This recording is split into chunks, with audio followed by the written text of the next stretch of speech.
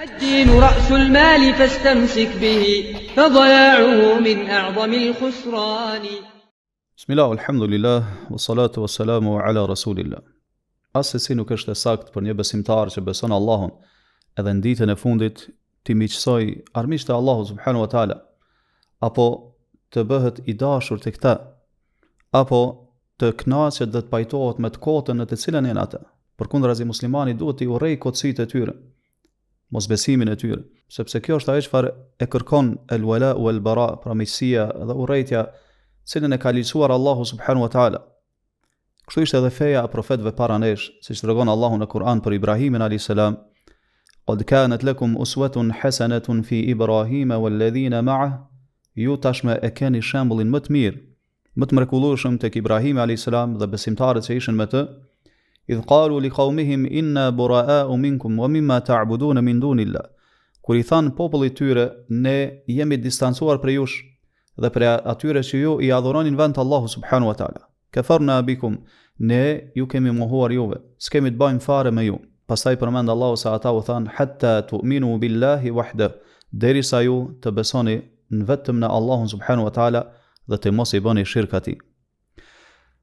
Në këtë ajet Allahu subhanahu wa taala po tregon se si ishte gjendja e Ibrahimit alayhis salam dhe besimtarëve që ishin me të. Po na tregon Allahu subhanahu wa taala se ata ishin model për neve, i cili duhet të ndiqet. Pra po thot fi Ibrahima walladhina ma'ah, e kishit shembullin ju o besimtar më të mirë te Ibrahimi alayhis salam dhe besimtarët që ishin me të. Pse? Sepse ju jeni të urdhëruar ta ndiqni miletin, fenë e Ibrahimit alayhis salam, i cili ishte musliman i nënshtruar ndaj Allahut dhe nuk ishte prej paganëve. Por këto Allahu subhanahu wa taala po tregon se si ata u distancuan nga populli i tyre dhe nga adhurimet që ata ja kushtonin të tjerëve përveç Allahu subhanahu wa taala.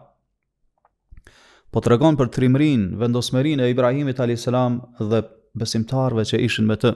Andaj kjo edhe ty si besimtar duhet të jep krenari, sepse ti i bashkëngjitesh këtij karvani, pra karvanit tauhidit, i cili shtrihet përgjatë shekujve deri te koha e babait tën Ibrahimit alayhis salam.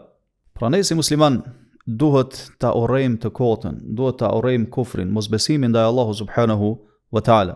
Dhe në moment që nga njeriu largohet mosbesimi dhe ai futet në islam, ne e duam atë sepse ai bëhet vllai ynë musliman, bëhet pasuesi i tauhidit dhe imanit.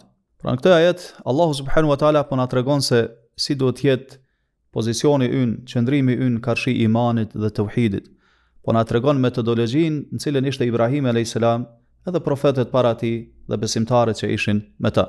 Mirë po, kjo asesi nuk do thotë se ne si musliman tregohemi të padrejt, tregohemi të dhunshëm ndaj atyre që nuk janë në fenë tonë, sepse nga një gjë e tillë na ka ndaluar Allahu subhanahu wa taala.